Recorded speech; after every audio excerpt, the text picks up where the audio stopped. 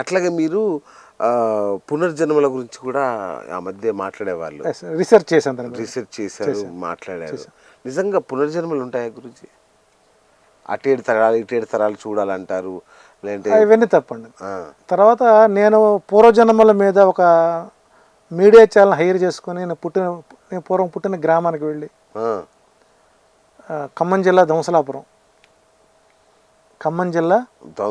దంసలాపురంలో రెడ్ల కుటుంబంలో పుట్టానని, అప్పుడు ఒక బ్రాహ్మణ స్త్రీని వివాహం చేసుకుంటే ఆ గ్రామ కట్టడ ప్రకారం మా ఫాదరే మమ్మల్ని చంపేశాడు, ఇద్దరిని ఆ బావిలో పడేసి చంపేశారని. అయ్యో.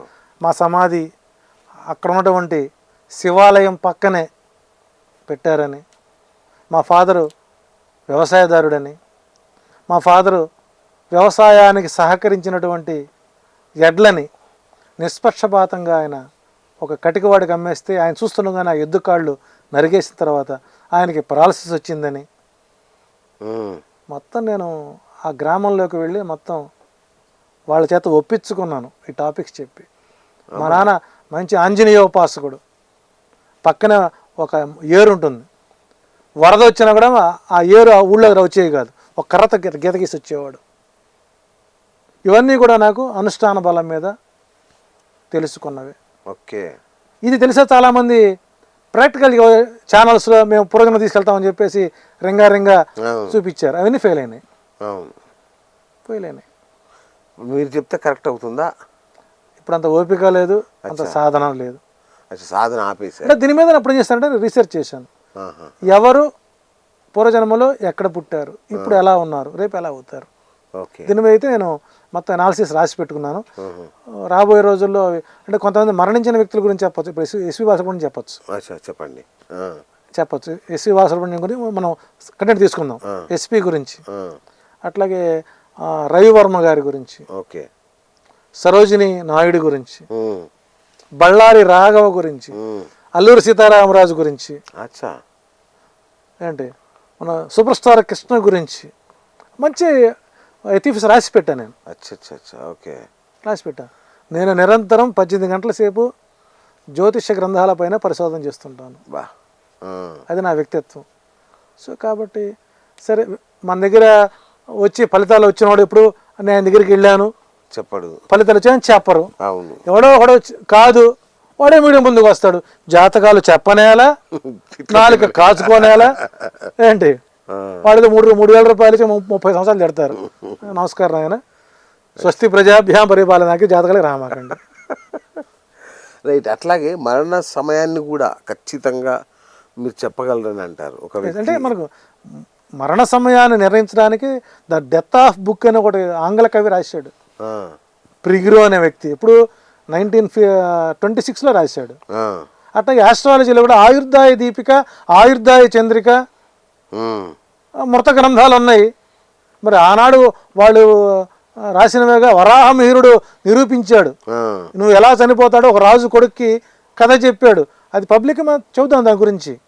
అంటే ఇక్కడ వీళ్ళని మనం ఇక్కడ ఏం చెప్పినా కూడా ఎథెంటిక్గా ఉండాలంటారండి. నేను ఒక గ్రామానికి వెళ్ళాను, నా జీవితంలో ఒక అనుభవం చెప్తాను. ఫస్ట్ టైం ఎవరికి చెప్పలేదు, బిఎస్ టాక్స్లో చూద్దాం ప్లీజ్.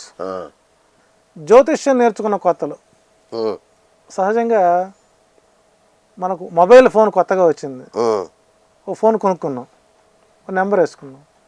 మనం ఏం చేస్తాం, ఫోన్ చూసుకుంటాం, ఏమైనా ఫోన్ వచ్చిందా, ఏమైనా ఫోన్ వచ్చిందా. ఒక మంచి కూర చేసుకుంటున్నాం, సొంతంగా చేసుకుంటున్నాం, 2 సార్లు నాకుతాం. అట్లా ఒక్కొక్క దాంట్లో ఒక్కొక్క స్పెషలైజేషన్.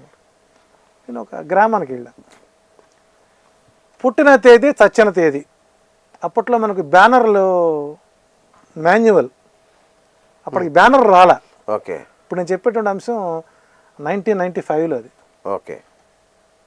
ఊళ్ళో సోకాళ్ళు ఒక చనిపోయినాడు, గొట్టం గోపాలకృష్ణ చనిపోయినాడు, పుట్టిన తేదీ మరణించిన తేదీ. నేను దిగాను బ్రహ్మానందం మాదిరిగా, ఊళ్ళో పని ఉండి వెళ్ళాను. అయితే ఏమండి ఈయన ఎవరండి అన్న, బలానన్న, ఈయన బతికున్నాడండి అన్న, ఈయన బతికున్నాడండి అన్న. ఊరుకోండి వాళ్ళు 10వ రోజు ఆ భార్య తాడు తెంచి కూర్చోబెట్టి కర్మలు చేస్తున్నారు, కొత్త పదం అయిపోయింది. కాదు సార్, వీడు బతికున్నాడు సార్, నేను జ్యోతిష్యుడు సార్ అని పరిచయం చేసుకున్నా. ఇది అట్టట్ట గ్రామంలోకి వెళ్ళిపోయింది. అంటే పల్లెటూరులో ఎట్ట ఉంటుందంటానండి, వెంటనే రియాక్ట్ అవుతారు. ఊళ్ళో ప్రెసిడెంట్ గారు పిలిచి, కరణం గారు ఈ కుర్రాడు జ్యోతిష్యం అంటున్నాడు, బతుకున్నాడు అంటున్నాడు, బతుకున్నాడా, ఎక్కడున్నాడు, ఎప్పుడు వస్తాడు అన్నాడు. సార్ 3 రోజులు వస్తాడు సార్, 11 రోజుల్లో వస్తాడు సార్ అన్న. అరే అబ్బాయి నీ దేవుర్రా అన్నారు. నాది విజయవాడ దగ్గర గుణదలండి, మా అమ్మగారు అక్కడ ఉంటారండి, నేను శ్రీ కాకతీయ ఎడ్యుకేషన్ సొసైటీలో తెలుగు మాస్టర్నండి అని చెప్పాను. సరే 11 రోజులు వస్తాడు కదా, వస్తాను సార్ అన్న. రాకపోతే అన్నాడు, మీరు ఏమైనా చేయండి సార్ అన్న. ఎందుకని సబ్జెక్ట్ అటుంది కాంక్రీట్. సరే కరణం గారు ఈ కుర్రాడిని 11 రోజులు మీ ఇంట్లో అట్టే పెట్టండి. ఓకే, మీ ఇంట్లో అట్టే పెట్టండి, అతనికి ఏం కావాలో పెట్టండి. బట్టలు తెచ్చుకోలేదు సార్, మేము కొనిస్తాం. ఊరు దాడితో ఒప్పుకోమన్నారు. 11 రోజు రాకపోతే ఉంటుంది గురువుగారు నీకు. ఇక కరణం గారు భోజనం పెడతా, ఒరే తప్పు అయిపోయిందని చెప్పరా, వదిలేస్తారు నేను. చెప్పనండి, చెప్పను. 1 రోజు అయిపోయింది, 2 రోజులు అయిపోయింది, 3 రోజులు అయిపోయింది, 4 రోజులు అయిపోయింది. ప్రెసిడెంట్ గారు వచ్చారు ఇంటికి. ఏం పంతులు గారు, మనోడు ఎక్కడి దాకా వచ్చాడంటారు, ఊళ్ళో అందరు నీకోసం ఎదురు చూస్తున్నారు, మంచి కసిగా ఉన్నారు నీ మీద, నిజం చెప్పు, వస్తాడా రాడా. వస్తాడండి. 10వ రోజు అయిపోయింది, అప్పటికి దశరాత్రులు అయిపోయినాయి నాకు. క్లైమాక్స్ 11వ రోజు. కరణం గారు ఇప్పటికన్నా ఆయన కాళ్ళు పట్టుకోరా, వదిలేస్తారు. ఇక నా మనసు సనగిలింది, ఏమో అయిపోయింది మన పొజిషను. ఏంటి శతశ్లోకైనా పండిత, 10 శ్లోకాలకు వస్తాడు పండితుడు అని చెప్పేసి 11 రోజు ఉదయం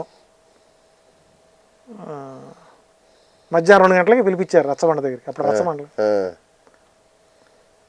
11 రోజు వచ్చేసి ఇంక రాలేదా, వస్తాడు సార్, ఎందుకు కంగారు పెడతారు, ఇక సాయంత్రం దాకా అవ్వాలిగా, ఇంకా పట్టుదల నాకు. ఓకే, ఇంకా భగవంతుడు అనేవాడు ఇక అయిపోయింది, మన పరిస్థితి అయిపోయింది. ఆ తొలి జాతకమే మన పాలటి జాతకం తిరగబడిందని చెప్పేసి ఇంకా సాయంత్రం 6 గంటలకండి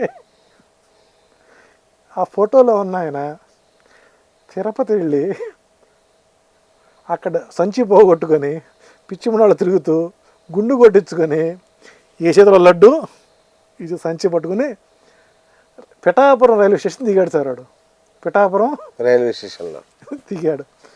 ఈలోపు ఆ ఊర్లో అందరూ రే బలానాడు వచ్చాడు, దయ్యం వచ్చాడు, జనం వస్తున్నారు లోపలికి. అమ్మయ్య నా ప్రాణం లేచి వచ్చిందండి. ఆ ఊళ్ళోకి వచ్చిన తర్వాత రే బలానాడు వచ్చాడు రా అన్నారండి. ఇక నా ధైర్యం వచ్చింది.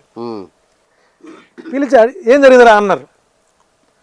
తిరుపతి వెళ్ళానా, వెళ్తే అక్కడ సంచి కొట్టేశారు, ఏం చేయాలి అర్థం కాక 400 రూపాయలు అడుక్కొని ఇక్కడికి వచ్చారా అన్నాడు. మరి చచ్చిపోయినాడు ఎవడురా, నేను చూడమంటా అన్నాడు. అంటే ఆడు చచ్చిపోయాడు 4 రోజులు రాకపోయేసరికి కంప్లైంట్ ఇచ్చారు.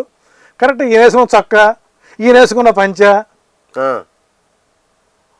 తల దొరకలా, మొండం దొరికింది. ఎవడో చనిపోయినాడు, మొండం దొరకలా, బాడీ అప్పచెప్పారు, తగలబెట్టేశారు, చచ్చిపోయాడని చెప్పి కరమంత్రాలు చేశారు. ఇక వెంటనే కరణం గారు ఇప్పుడేం చేయాలి మీరే చెప్పండి అన్నారు.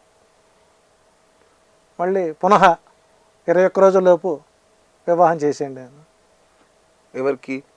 ఆ ముసలాయన తిరుపతి నుంచి వచ్చిన ఆయనకి తాడు దించి కూర్చోబెట్టారు కదా, పెళ్లి చేశారు. ఆ పెళ్లి చేసినటువంటి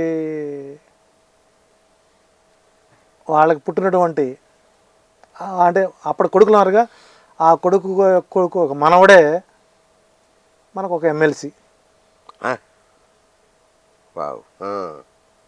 మరి దీన్ని నేను ఎక్కడ చెప్పుకోలేదే, ఇప్పుడు సందర్భం చెబుతున్నాను. అవును.